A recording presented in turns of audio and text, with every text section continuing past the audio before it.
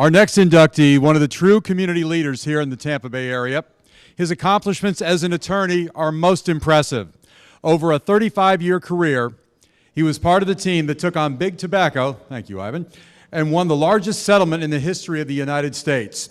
After receiving a nomination from then-Governor Charlie Crist, he was the 2007 recipient of the Perry Nicholas Award. That's the highest Florida Justice Association award. He was also shown a special interest in helping children that led to his founding of a nonprofit organization that focuses on child-oriented causes. Then there is his love for boxing. He's been one of the biggest supporters of the Florida Boxing Hall of Fame since his inception. For many years, he's helped bring both amateur and professional boxing, including 2 Roy Jones Jr. world title fights to Tampa, as well as the 2000 U.S. Olympic box-offs. All these accomplishments together, his talent, his passion, it's absolutely great to have him as a friend of boxing. Ladies and gentlemen, it's my honor to welcome to the Florida Boxing Hall of Fame class of 2011, champion attorney Steve Yerrid.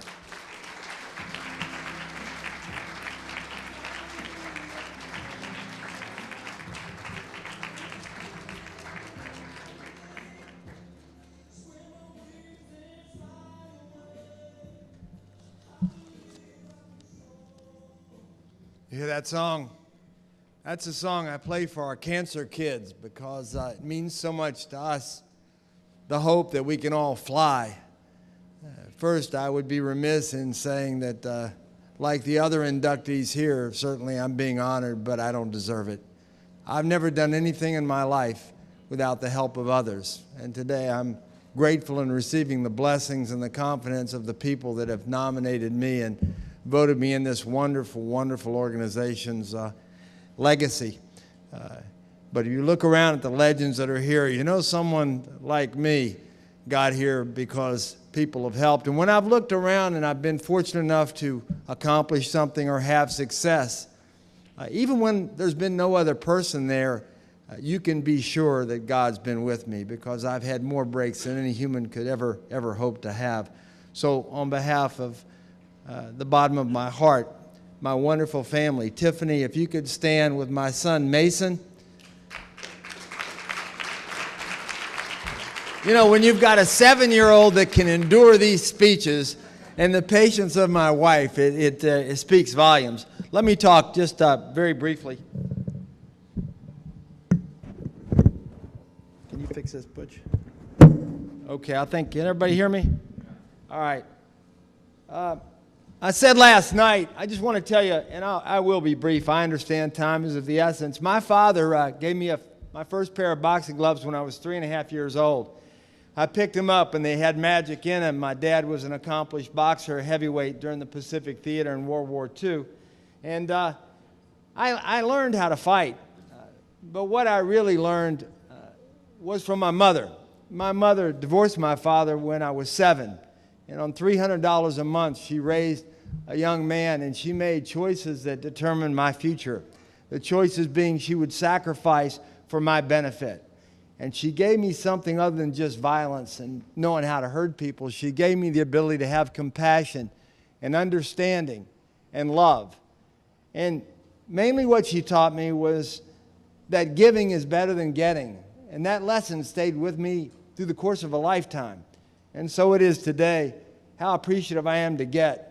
But I would impart to you that it's the sacrifices that the boxers and the trainers, the promoters, the people like that have been mentioned, like the leaders of this Hall of Fame movement, and especially the retired boxers that give us the examples of the sacrifices we need to make in our lives, because to me, helping others is the magic. You know, it's such a short run. I mean, when you think about it, I never got it.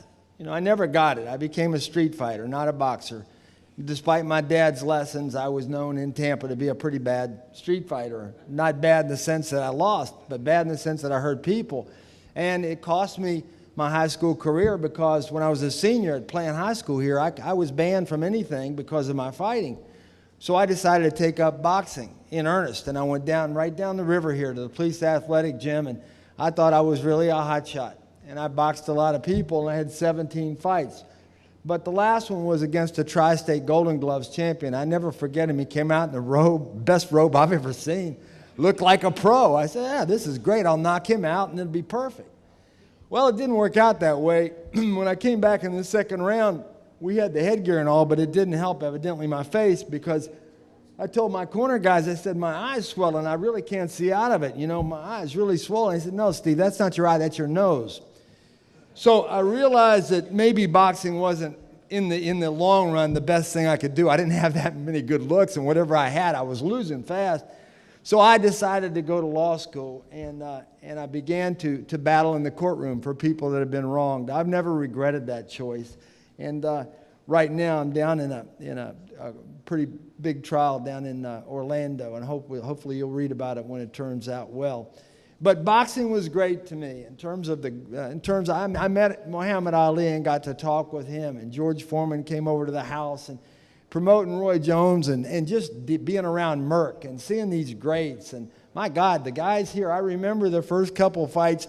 Alton, you have to remember, we had people clamoring. Tarver wanted to fight Jones, and so I was always after Roy to fight Tarver. Ultimately, it turned out, and look what happened. One of our hometown boys became a world champion.